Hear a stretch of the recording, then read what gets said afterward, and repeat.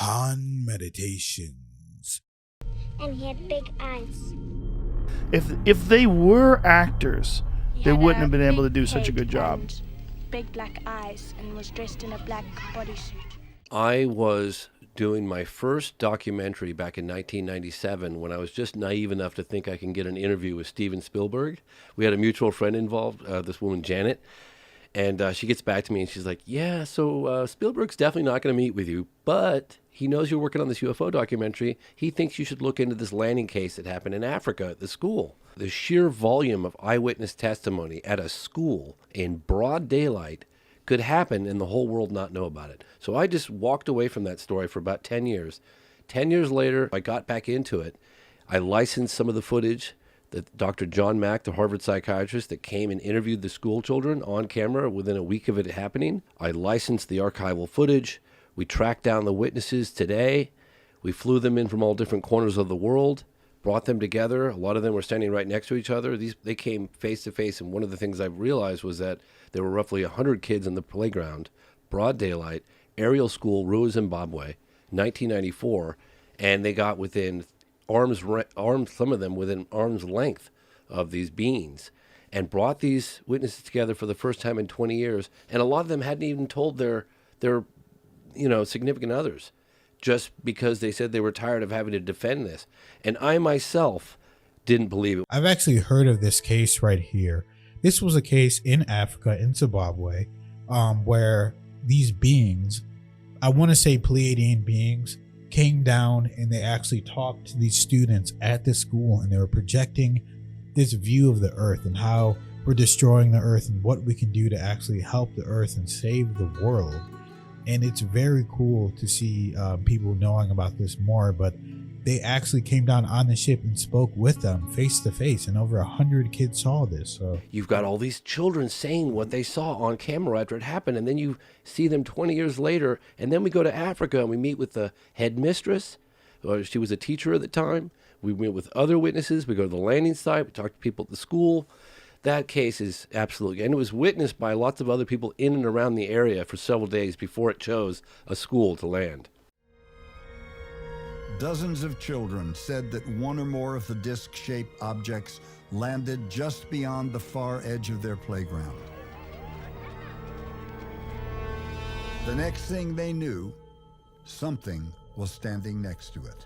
We saw him standing by the silver thing, and he had big eyes. He had a big head and big black eyes, and was dressed in a black bodysuit. They were trying to communicate, trying to tell us something. It was something to do with the environment. I kept getting these thoughts and ideas in my mind of technology. Technology is not helping, technology is bad. I believe that the children did see something. I believed them because normally children don't lie. And if you saw him again, what would you do? I'll ask him, what is he doing on Earth, and what does he want with us? I mean, we got to stop labeling this as a threat. We got to stop seeing these beings as a threat, because they could easily destroy us, kill the whole planet, kill us. They don't want to do that. These are peaceful beings on a high vibratory level, so they don't want to do that. And like you said, going to a school is a nice, benign environment. So have you heard of that one, Kelly? I haven't heard of that one, no. But it's what really were your interesting. impressions on that? I mean, just put yourself in that position. Being a child, you see a spaceship come down over 100 children on the playground. These beings come out and they're speaking this telepathy to you and telling you about the world. That would be such an amazing experience. I mean, that would be absolutely amazing. I would love to have that experience.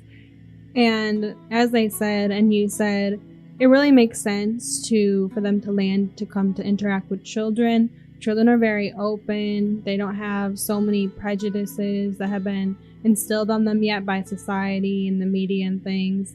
And as you said as well, they are the future of the next generation. So it totally makes sense that they would want to interact with children, because they would be willing and open to learn from them and take it with them as they age. Exactly. And not only that, but a lot of times when people have experiences like that, as when they were young and when they are children, it just opens up something in them, unlocks them, makes them more curious to look into these kind of things. And it can potentially lead to different careers and different paths that they wouldn't have taken, but that are going to be really beneficial for the world if they didn't have that experience. So it's so cool. I would love to have that experience. Yeah, and a lot of people have family members that are extraterrestrials, because you got to remember, the people that believe this is the only life, I mean, that's just insane. So just imagine you're having thousands and infinite amounts of different lives. Some people have had their first life on Earth. Some people have had many, many lives on Earth. So it just depends on who you're talking to. But imagine you have a star family of these different beings, and they want to come down and they want to visit their family members, essentially. So that could also play into why they came down at the specific school too. But it's just very cool, very enlightening, and we will learn more. But just remember, we're dropping a new video every day. Like, subscribe, and turn on the notification bell, and please check back and hit the comments, guys.